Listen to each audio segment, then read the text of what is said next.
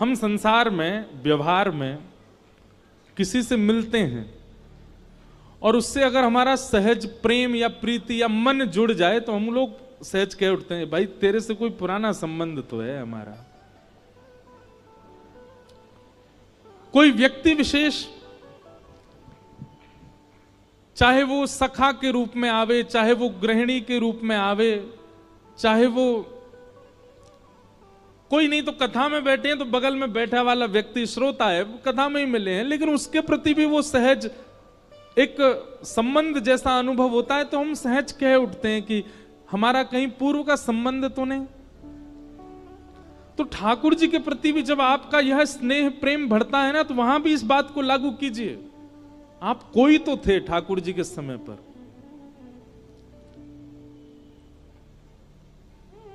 किसी को भी उठा लीजिए, मीराबाई माधवी नाम की गोपी थी द्वापर में,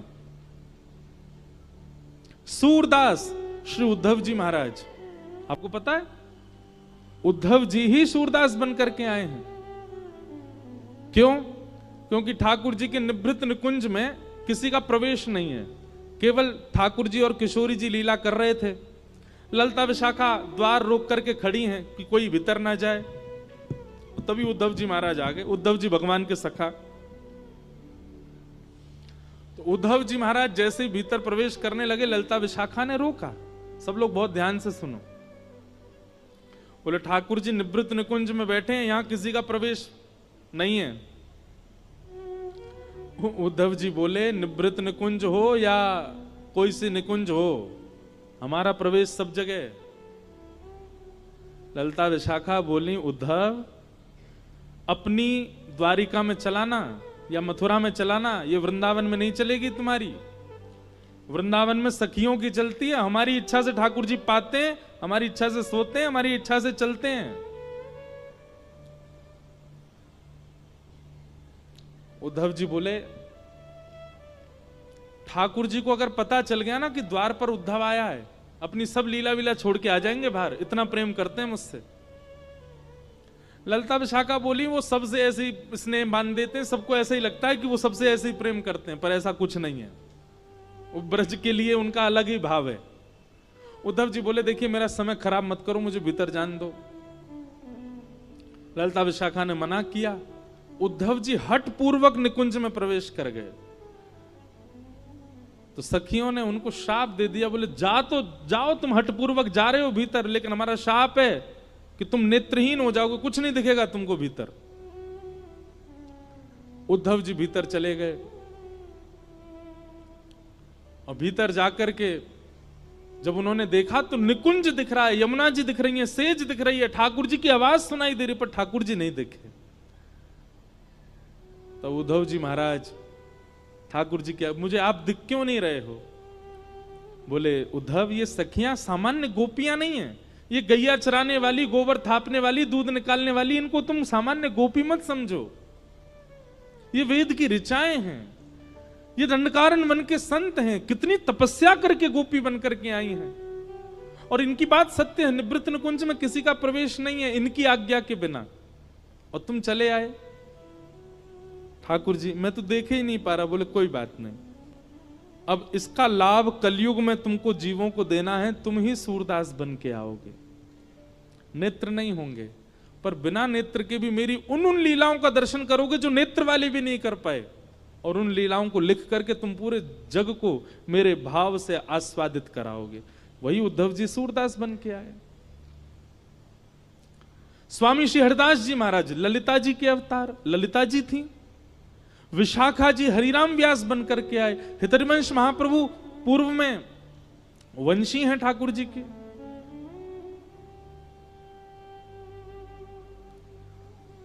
कोई भी ऐसा नहीं है ठाकुर जी के आसपास या ठाकुर जी से प्रीति करने वाला जिसका पूर्व संबंध ना हो।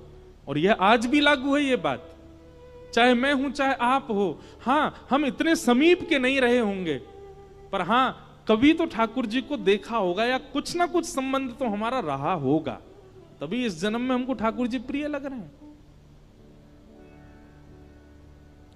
कैसे कैसे ऐसे लोगों को मैं जानता हूं जो कभी वृंदावन नहीं गए, जिन्होंने कभी कथा नहीं सुनी, पर एक बार केवल कोई संकीर्तन सुन लिया या कोई कीर्तन सुन लिया या कोई भजन सुन लिया, नेत्र सजल हो गए, अब मन शांत हो गया, ना बोलने की इच्छा होती है ना किसी से मिलने की, अब बस मन में यही भाव उत्पन्न होता है कि हम चलें वृंदावन, जाएं वृंदावन। वृंदावन आधुनिक स्थान नहीं है, वृंदावन पर्यटन स्थान नहीं है, वहां पर्यटकों के लिए कुछ भी नहीं है, पर फिर भी भीड़ देखो आप, पर्यटक स्थलों पर इतनी नहीं होती होगी जितनी वृंदावन में होती है। सब भाव से जाते हैं। इसका मतलब क्या है? ठाकुर जी से कोई तो संबंध है। भगवान ने इंद्र को क्षमा किया, आगे भगवान की लीला बढ़ी और एकादशी व्रत की महिमा बताई गई। कितने लोग एकादशी करते हैं? सच्चे वाले बताओ। सच्चे वाले हैं सब, बहुत अच्छी बात। 3 निष्ठाएं पालन किया कीजिए। कृष्ण भक्त, सबसे पहले तुलसी निष्ठा, तुलसी धारण करो। दूसरी नाम निष्ठा, नाम जप में प्रवीण हो जाओ। और तीसरा एकादशी निष्ठा। ये 3 निष्ठा प्रधान। तुलसी धारण करने वाले ध्यान रखना, फिर कुछ भी ऐसा पाना नहीं जो तुलसी धारण करने के बाद अपवित्र हो। आप फिर कुछ भी ऐसा खा पी नहीं सकते, इसलिए तुलसी निष्ठा में थोड़ा ध्यान रखिएगा। दूसरी बात, एकादशी निष्ठा और नाम निष्ठा। एक बात बहुत ध्यान से सुनिएगा,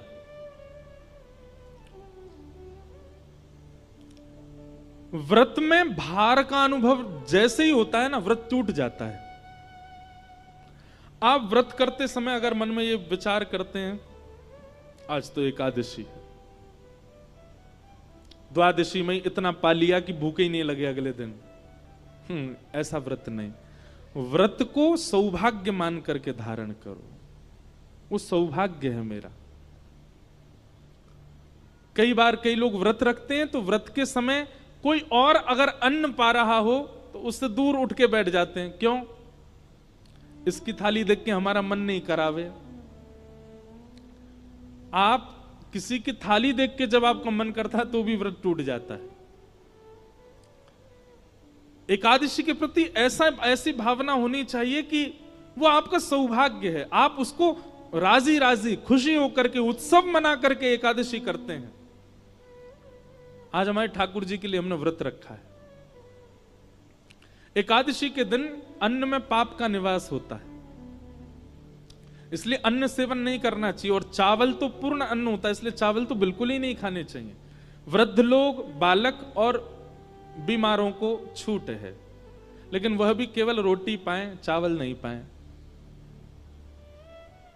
दूसरी बात, एकादशी यदि आप रखते हैं और एकादशी के दिन कोई धाम का प्रसाद लेकर के आपके घर आ जाता है,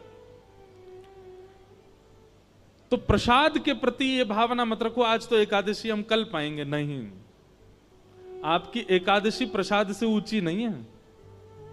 अगर कोई प्रसाद लेकर के आया और प्रसाद में अन्न है, कोई धाम का प्रसाद लेकर के आया,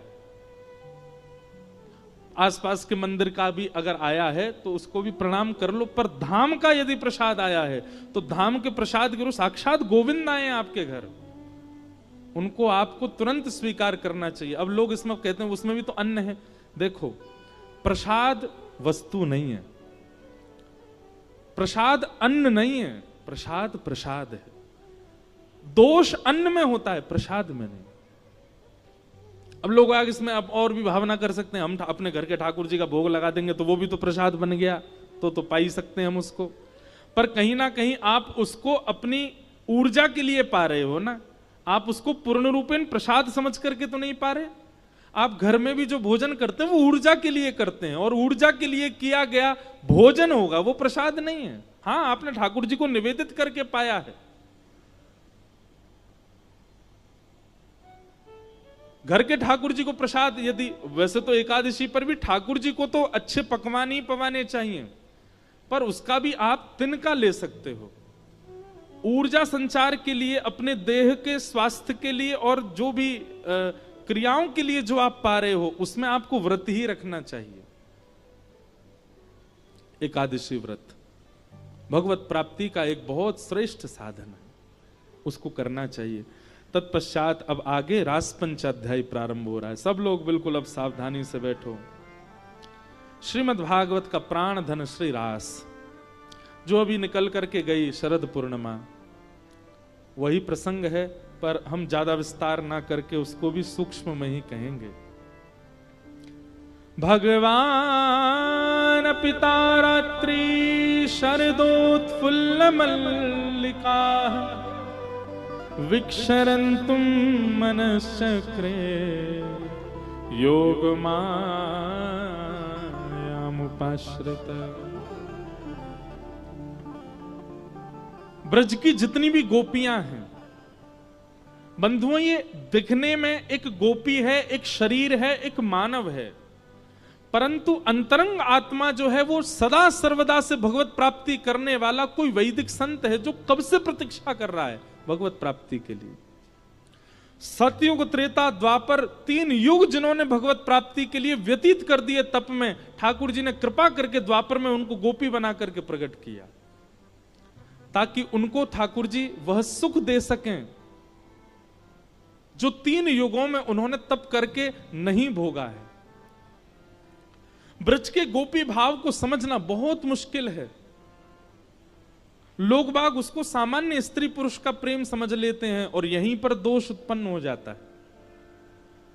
जन्म जन्मांतर, कल्प कल्पांतरों से लगी हुई यह सब गोपियां, ये कोई ऋषि हैं पूर्व जन्म की, जो कितने जन्मों से तप कर रही हैं, तब जाकर के इनको सौभाग्य मिला कि ब्रज की गोपी बन करके आई।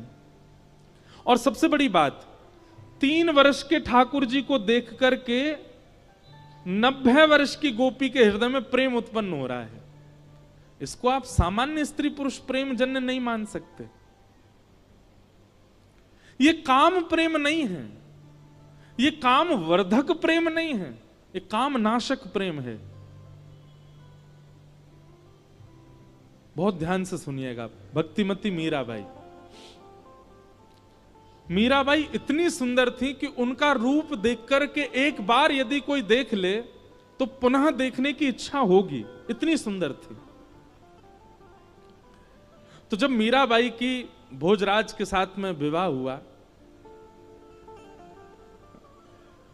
और जब मेवाड़ गई, तो मेवाड़ में मीराबाई जिस राजमहल में रहती थी, उस राजमहल में जिस तरफ मीराबाई का कक्ष था, वहां खिड़की के नीचे हजारों संतों की भीड़ लगी रहती थी और सब एक टक देखते रहते थे खिड़की की ओर। मीराबाई तो राजघराने की कन्या है, वो दर्शन देने की भावना से नहीं जाती थी, दर्शन करने की भावना से जाती, पर मर्यादा है इसलिए बाहर नहीं जाती थी, तो खिड़की खोल करके ऊपर से प्रणाम करती थी। और सब संत मीराबाई को देख करके नेत्रों से अश्रु बहाने लगते थे। तब कुंवर भोज, जिनसे मीराबाई का विवाह हुआ, उनके मन में भाव आया कि मैं संतों से पूछूं ये इनकी स्थिति ऐसी कैसे होती है।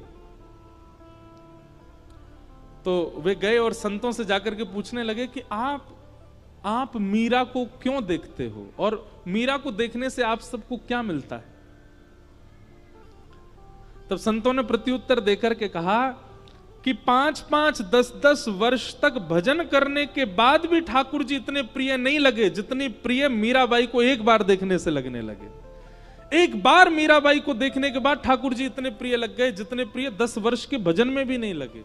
इसलिए हम मीराबाई को देखते हैं। तो मीराबाई का स्वरूप सुंदर था, पर उनकी सुंदरता काम प्रकट नहीं करती थी, बल्कि दोष नाश करके भगवत प्रीति प्रकट करती थी। ऐसी सुंदर थी। और वास्तविक में सुंदरता वही है।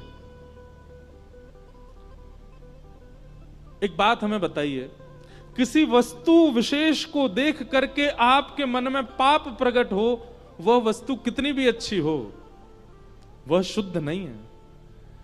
जिस वस्तु, व्यक्ति या फिर स्थान को देख करके आपके चित्त में पुण्य प्रकट हो, ठाकुर जी प्रकट हो, वो सुंदर है, वो श्रेष्ठ है। वो सौंदर्य कैसा, वो रूप कैसा, वो यौवन कैसा, जिससे काम प्रकट हो। रूप तो वो जानो, सौंदर्य तो वो जानो, आकृति तो वो जानो जिसे देखने से वो ना दिखे, ठाकुर जी दिखे। वो ना दिख करके ठाकुर जी के प्रति प्रेम बढ़े। ब्रज की गोपियों को ठाकुर जी प्रियतम दिखते हैं अपने, और ठाकुर जी को देखने से उनके विकार नष्ट होते हैं। इससे ये बात उनको सिद्ध हो जाती है कि सामान्य बालक नहीं है, साक्षात परमात्मा है, साक्षात परब्रह्म है। इसलिए भगवान के रास में आने वाली गोपियों की आयु आबाल वृद्ध बनेता, छोटी से छोटी बालिका और वृद्ध से वृद्ध मैया भी ठाकुर जी के संग रास में है। वृंदावन के गौड़िया वैष्णव संप्रदाय के एक ग्रंथ में कहीं वर्णन है, 3.25 करोड़ गोपियां थीं रास में। कितनी? 3.25 करोड़। और ठाकुर जी ने जब रास किया तब ठाकुर जी कितने वर्ष के हैं? 7.5 वर्ष के। कितने वर्ष के? अभी 7.5 वर्ष का कोई बालक यहां बैठा हो, उसको एक बार देखो और इमेजिन करो ठाकुर जी इतने बड़े थे जब रास किया था। 7.5 वर्ष का बालक अपना पेंट नहीं संभाल पाता, ऐसे पकड़े घूमता रहता है। उसको इतना सहूर नहीं होता कि मुझे भोजन करके हाथ धोने, मां बताती है जा हाथ धो किया। इतनी छोटी अवस्था है ठाकुर जी की जब रास विहार कर रहे हैं। और गोपियां, बोले कई गोपियां तो यशोदा मैया की भी जेठानी की उम्र की हैं, यशोदा मैया से भी बड़ी हैं, जो ठाकुर जी के संग रास में आई हैं। काम लीला नहीं है रास, ये काम विजय लीला है और काम नाशक लीला है। इसको समझने के लिए ब्रज की उपासना करनी पड़ेगी, रस की उपासना करनी पड़ेगी, रज की उपासना करनी पड़ेगी, तब जाकर के रास का दर्शन हो सकता है।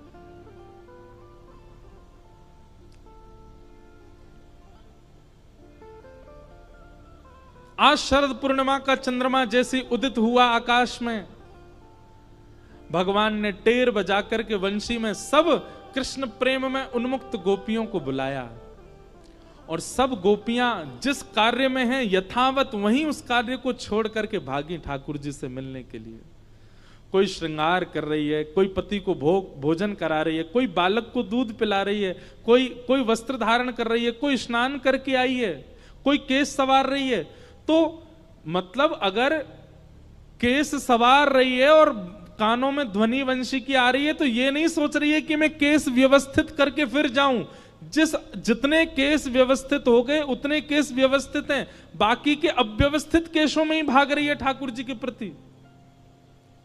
एक आंख में काजल लगाया, दूसरी में लगाया ही नहीं है, ठाकुर जी की वंशी धनी आ गई, इतने में ही भाग रही है ठाकुर जी के प्रति। कोई अपने बालक को भोजन करा रही है, लेकिन बीच अवस्था में ठाकुर जी पुकार रहे हैं, तो वो आधी अवस्था में ही बालक को दूध पिवा करके भाग रही है। एक बहुत सुंदर भाव है इस भाव के ऊपर।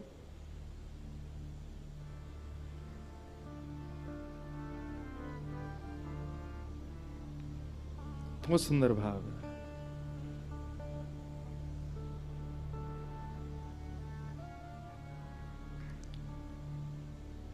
मुरली सुनत भई मति अति बौरी, मुरली सुनत भई मति अति बौरी। ब्रज भाषा के शब्द, बौरी मतलब अपने अपने कंट्रोल में नहीं है गोपियों की मति। ग्रह ग्रह ते कारज तज अपने, ग्रह ग्रह ते कारज तज अपने, निकस चली मगदारी, निकस चली मगदारी,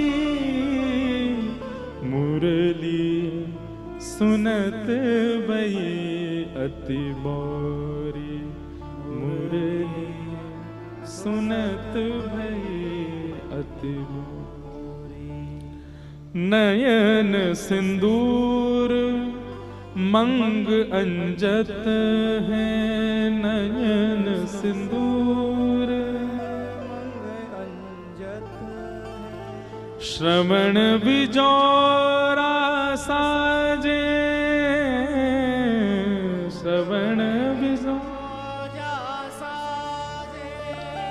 शीश तरोना माल गुही कच्छम शीश मरोना माल गुही झुमक नाक विराजे झुमक नाक। गोपियों की स्थिति बताई है। कोई एक कान में कुंडल पहन करके दौड़ी है, किसी ने केवल एक आंख में काजल लगाया है, कोई सिंदूर सिर पर लगाने की जगह अन्यत्र कहीं लगा करके दौड़ पड़ी है। ऐसी अव्यवस्थित होकर के गोपियां सब वंशी धुन सुनकर के दौड़ रही हैं। इसका अभिप्राय क्या है? ठाकुर जी जा दिन चित्त में आ गए ना, उस दिन संभलना भूल जाओगे आप। जब तक संभलना आ गया, जब तक संभलने की स्थिति में हो, जब तक सजने की स्थिति में हो, संवरने की स्थिति में हो, समझो भी संसार के ही हो। ठाकुर जी जादना चित्त में आ गए, सब भूल जाओगे। कैसे बन के रहना चाहिए, कैसे सज के रहना चाहिए, कैसे संभल के रहना चाहिए, ये स्थितियां सब ठाकुर जी दूर कर देंगे।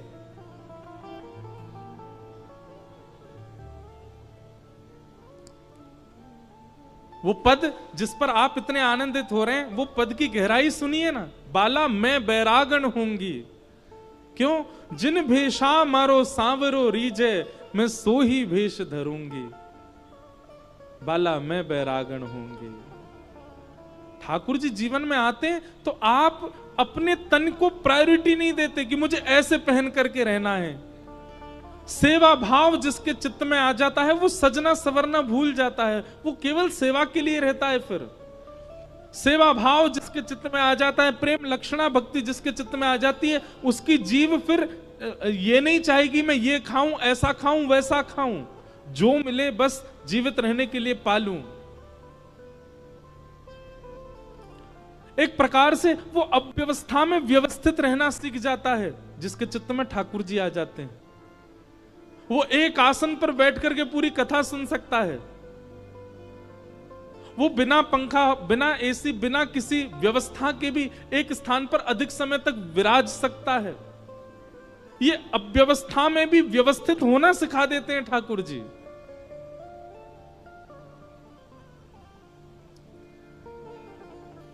गोपियां सब दौड़ी और अव्यवस्थित स्थिति में जा रही हैं। ठाकुर जी जैसे ही नेत्र खोल करके देखते हैं तो सब गोपियां सामने खड़ी हैं। भगवान ने सब गोपियों के आने का कारण पूछा। तत्पश्चात भगवान ने 10 श्लोकों में बार बार गोपियों से कहा अपने घर वापस चली जाओ, पर गोपियां नहीं गईं। भगवान जब शांत हो गए तब गोपियों ने प्रत्युत्तर दिया कि नाथ, आप ही तो कहते हो सब छोड़ करके मेरी शरण में आ जाओ, और हम जब सब छोड़ करके आ गए तो हमसे कह रहे हो वापस चली जाओ।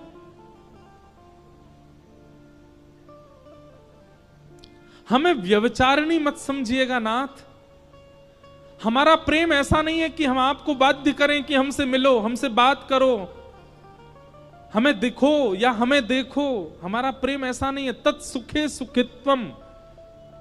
एक बार हमें यह आश्वासन कर दो कि हमारा प्रेम स्वीकार कर लिया, उसके बाद भले ही हमें जीवन भर के लिए छोड़ के चले जाओ, हम जीवन में कभी आपके सामने नहीं आएंगे।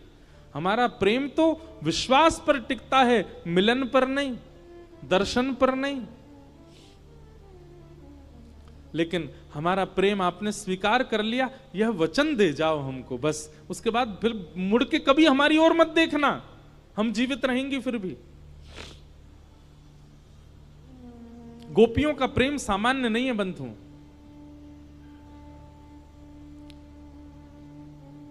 उद्धव जी महाराज जब वृंदावन जाते हैं तो गोपियां कहती हैं, उद्धव, वृंदावन से मथुरा इतना दूर नहीं है कि हम कृष्ण से मिल नहीं सकती। दिन में 2 बार जाके मिलके आ सकती हैं, पर हमारा प्रेम हमको अनुमति नहीं देता। हमारा प्रेम ऐसा नहीं है कि हम जबरदस्ती जाएं और जाकर के नित्य उसका दर्शन करें। बिना दर्शन के भी कृष्ण मन, कृष्ण धन, कृष्ण ही हमारो मन, रोम रोम में कृष्ण विराजमान है। उद्धव, हमारा प्रेम ऐसा नहीं कि हम उनसे मिलें या उनको यहां खींच के लाएं या बार बार अपने एहसान बताएं, हमने उनके लिए ऐसा किया और तुम हमें छोड़ के चले गए। हमारा प्रेम ऐसा नहीं है उद्धव। हमारा प्रेम तो विश्वास पर टिका है। जीवन भर कृष्ण लौट करके नहीं आए तो भी हम उनसे ही रहेंगे, उनसे प्रेम करेंगे, उन्हीं की रहेंगी। नारद भक्ति सूत्र में नारद जी कहते हैं प्रेम कैसा, बोले ब्रज की गोपियों जैसा, यथा ब्रज गोपिका नाम।